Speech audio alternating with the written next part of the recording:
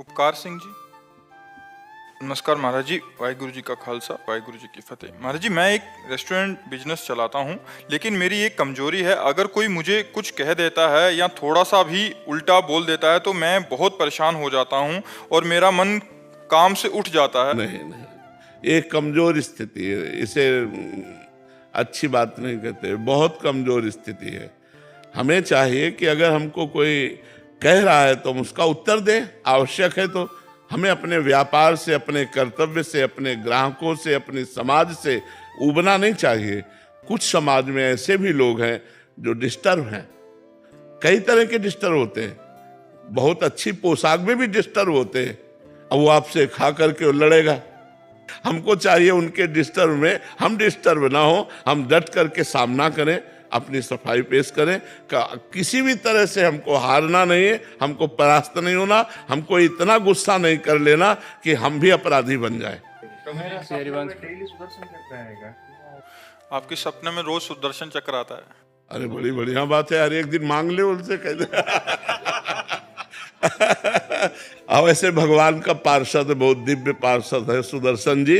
वो असुरों का संहार करते हैं, जिनको कोई नहीं मार सकता। सुदर्शन चक्र जी उनका हिसाब किताब बराबर कर देते हैं। वो भगवान के पार्षद हैं। अगर भगवान के किसी शंख चक्र गदा पद्म सुदर्शन आदि का भी दर्शन हो तो मानना चाहिए भगवान की बड़ी कृपा हमारे ऊपर है, ऐसा मानना। जैसे सुबह आप चलते हैं, ऐसा लगता है कि शिव की बारात जा रही हो और सारे आपके हाँ, और गुरुदेव जब आप यहाँ पे वचन देते हैं और बाबा जी वो करते हैं तो ऐसा लगता है कि अर्जुन जी प्रश्न पूछ रहे हो और श्री कृष्ण स्वरूप में आप हमें जवाब दें। जाकी रही भावना जैसी प्रभु मूर्ति देखी तीर्थ।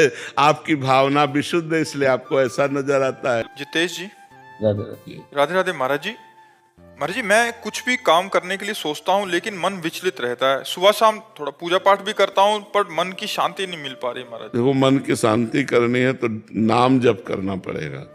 उठते बैठते चलते फिरते काम करते नाम जप करो, सब सही हो जाएगा।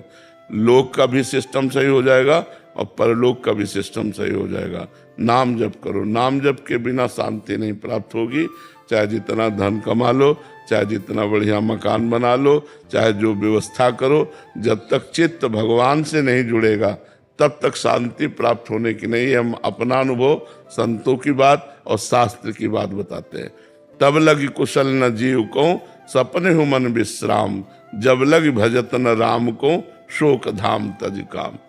जब शोकों के धाम कामनाओं का त्याग कर भगवान का भजन होता तब आनंद की अनुभूति होती है। तो नाम जप करते रहो भगवान का, और गंदा भोजन न करो।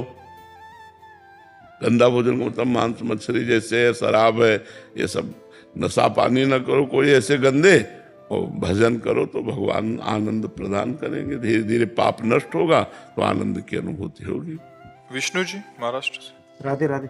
राधे राधे महाराज जी। महाराज जी, भगवान को पूर्ण समर्पण कैसे करें? भगवान के पूर्ण समर्पण में वाणी, शरीर, मन और स्वयं, ये चार चीजें हैं। तन वांग मनोभिर अमलई सोहम तवई वाश्रिता।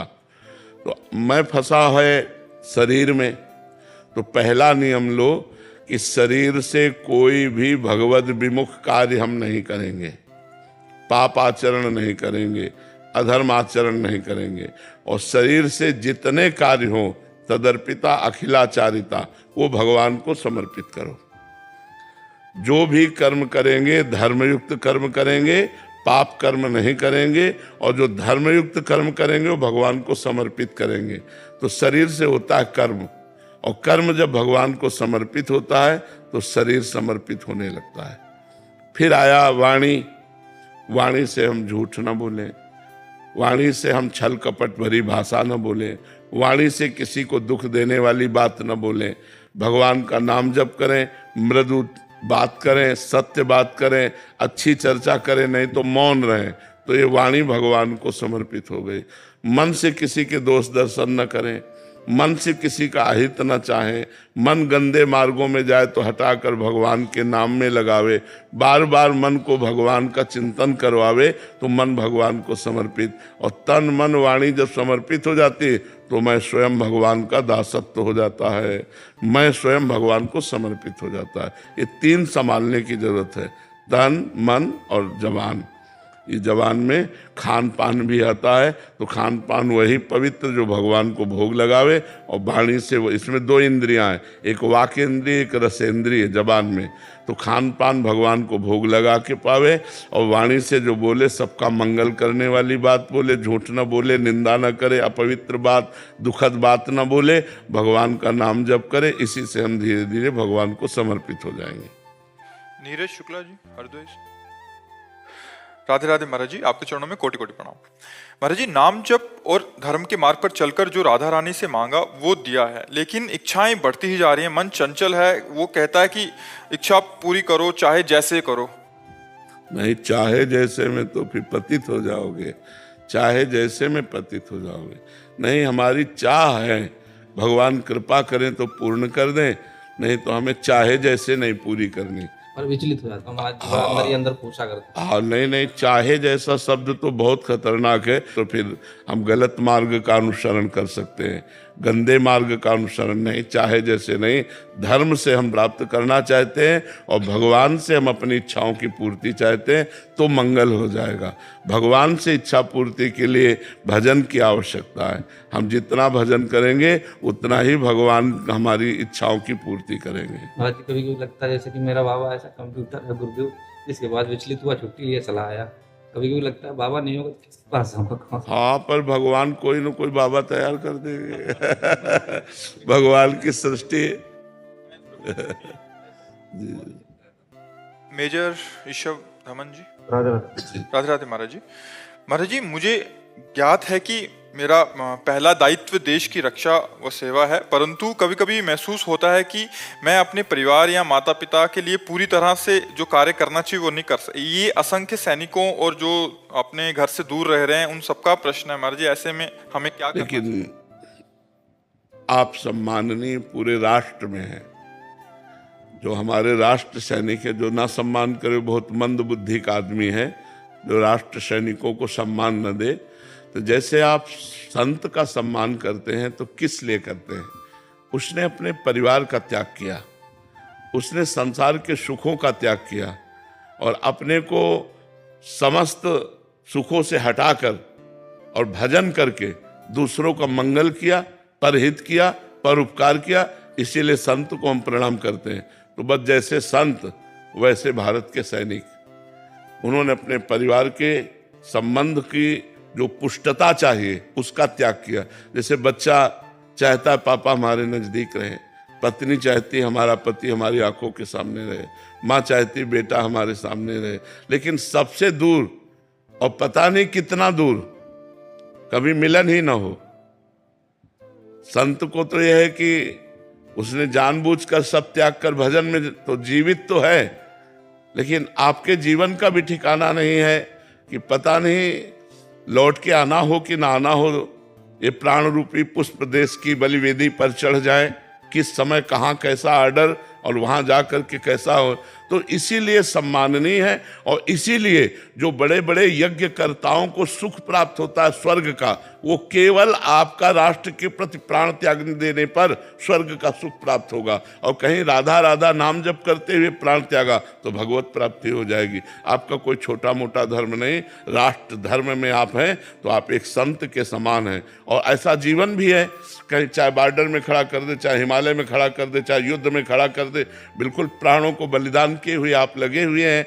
तो परिवार का आपके संरक्षण और उसकी पुष्टता भगवान करेंगे। आप राष्ट्र की सुरक्षा और राष्ट्र की व्यवस्था में आप अपने जीवन को समर्पित किए हैं, समर्पित ही किए रहिए। आप परिवार की चिंता न कीजिए, उसका पोषण भगवान करेंगे, उसकी सुरक्षा भगवान करेंगे। पूरे राष्ट्र को चाहिए, पूरे भारत को चाहिए कि अपने भारत के सैनिकों का उत्साहवर्धन करे और उनका सम्मान करे, क्योंकि वो राष्ट्र के लिए जीवन समर्पित किए हुए हैं।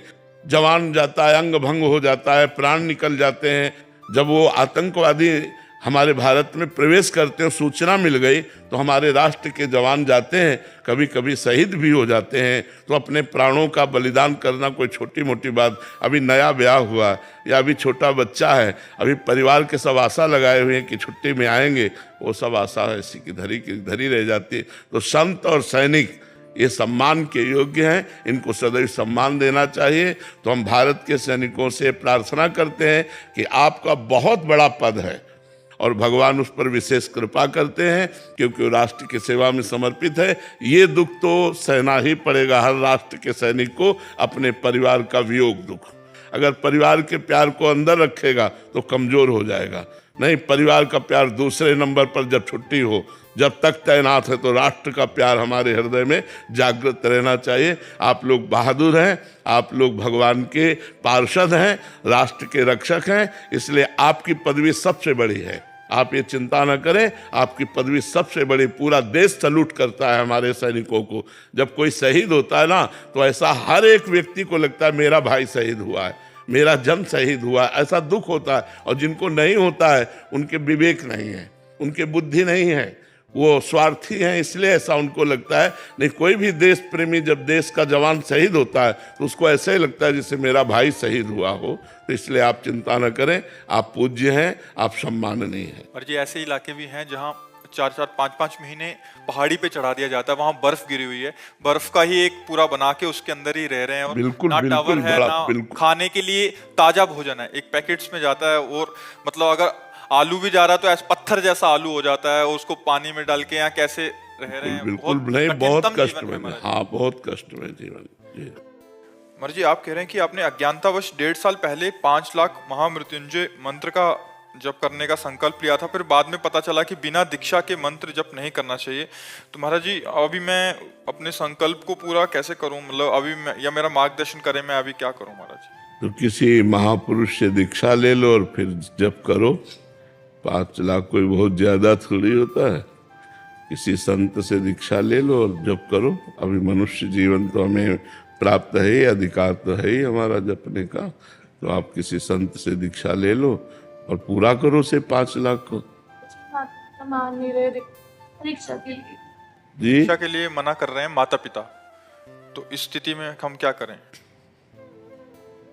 नहीं, क्यों मना कर रहे हैं? दीक्षा के लिए क्या, किसी भी संत से ले लो, अपने घर में अनुष्ठान करो। किसी के आश्रम में रहने की थोड़ी बात है, अनुष्ठान तो अपने घर में करना है। किसी संत से दीक्षा ले लो। हमने रुद्राभिषेक कराया था, तो पंडित जी आए थे, उन्होंने मंत्र बोला था, फिर उनके साथ हमने बोल के और फिर संकल्प ऐसे लिया था। कह रहे कोई रुद्राभिषेक कराया था, वहाँ पंडित जी ने बोला, फिर उनके साथ अंदर ही हमने संकल्प ले लिया था कि हम भी करें। तो ऐसा मान लो कि पंडित जी आपके गुरु हैं, वही मंत्र जपने लगो। तो अभी घर में करते रहिए। हाँ, घर में करते रहिए आप मंत्र जप। इसमें हम खाना नहीं खा रहे हैं, तो माता पिता और क्रोधित हो रहे हैं कि ये कह रहे हैं कि 1.5 साल से हमने अन्न नहीं खाया, सिर्फ फलाहार और उपवास। ये तो जैसे शरीर चले इससे कोई भगवान नहीं मिल जाते। अगर इससे भगवान मिलते तो जितनी चिड़ियां फल चुनती हैं, फल के केवल फलाहारी कर पशु पक्षी करते हैं, कितने पक्षी ऐसे हैं, सबको भगवान मिल जाते। मछली जलाहार करती, भगवान मिल जाते। केचुआ मिट्टी खाता है, उसे भगवान मिल जाते। इन सब बातों से भगवान नहीं मिलते। भगवान मिलते डट के भजन करने से।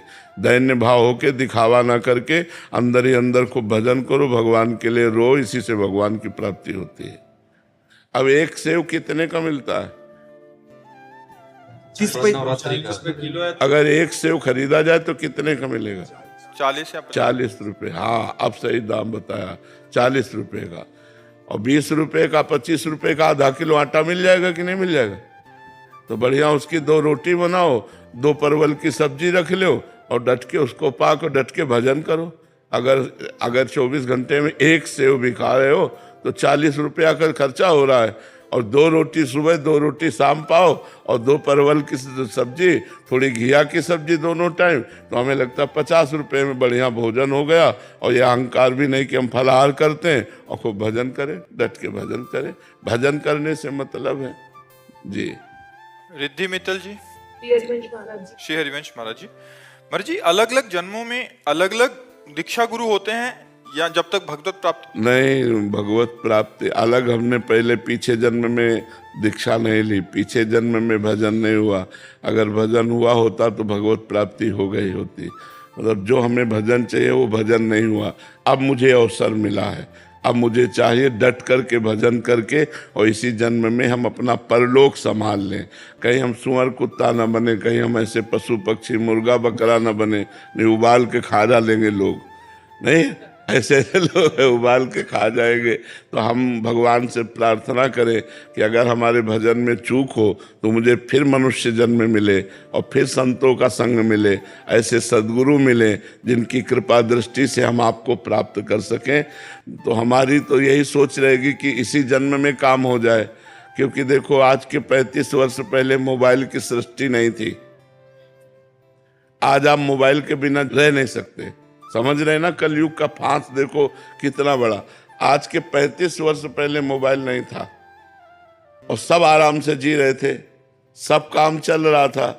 अब हर एक के पास मोबाइल है, बच्चे से लेकर जवान तक, रिक्शा वाले से लेकर के सबके पास है। अब मोबाइल एक जीवन का अंग बन गया है।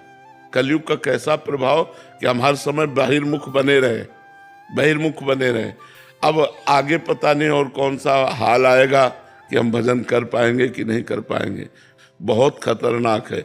दृश्यों से बचने के लिए, संसार से बचने के लिए माई बाप परिवार सबको छोड़कर हम भगवान के मार्ग में आए और मोबाइल हजारों से संबंध जोड़ देता है। अब वो नंबर है, अब हमें जरूरत है, कोई समस्या आई तो हमें भगवान से बात करनी चाहिए, लेकिन हम भगवान को भूल गए, हम व्यक्ति को फोन लगाएंगे। गए हमारा साधुता कहाँ है? साधुता तो ये है कि हे भगवान आपके सिवा हमारा कोई नहीं, मेरे तो गिरधर गोपाल दूसरों न कोई, प्रभु आपके सिवा कोई नहीं। आप देख लो, आप चाहे विपत्ति में डालो, चाहे आप खुशी दो, अब आपसे ही है। नाथ बचा लो, मैं आपके। ये तो आया भक्ति। मान लो कोई पदाधिकारी फोन नंबर ले लो, हमारा कभी काम, भैया हमें नहीं जरूरत है। आज तक की जिंदगी तुम्हीं से थोड़ी चलती रही, जिससे चल रही वही चला रहा है, हमें कोई फोन नंबर। बहुत दूर रहे यंत्र, टीवी, फोन, ये सब।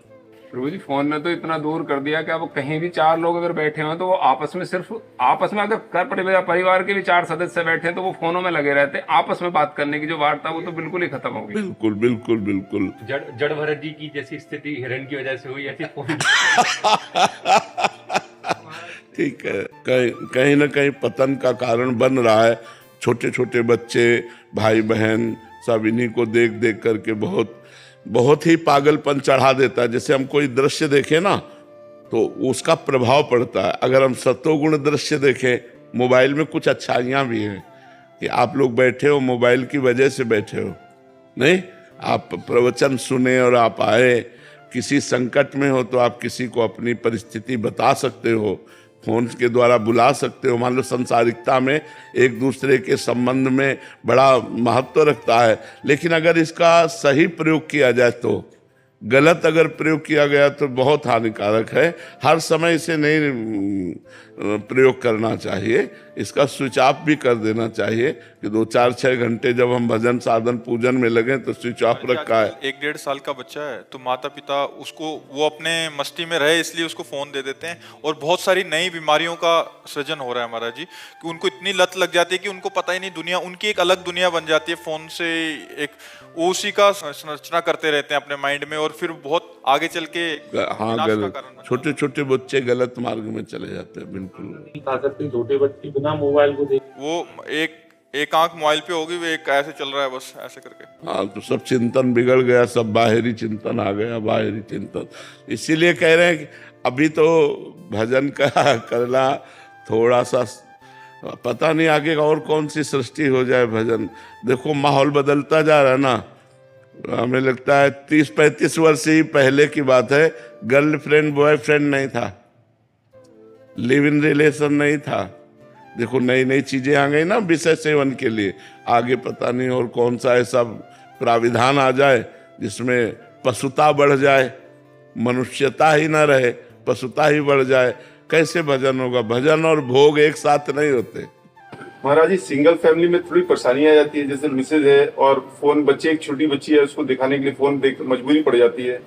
फिर अकेले मैं अपनी ड्यूटी पे चला जाता हूँ। लेकिन 35 साल पहले कि वो क्या था, बच्चे नहीं थे क्या? ज्वाइंट फैमिली हुआ कर। नहीं भाई, ऐसा नहीं कि 35 साल सब ज्वाइंट फैमिली, लोग देश विदेश भी जाते थे, लोग कार्य भी कर, ऐसा थोड़ी कि 35 साल से ही कार्य का विकास हुआ है, ऐसा नहीं है, पहले भी था।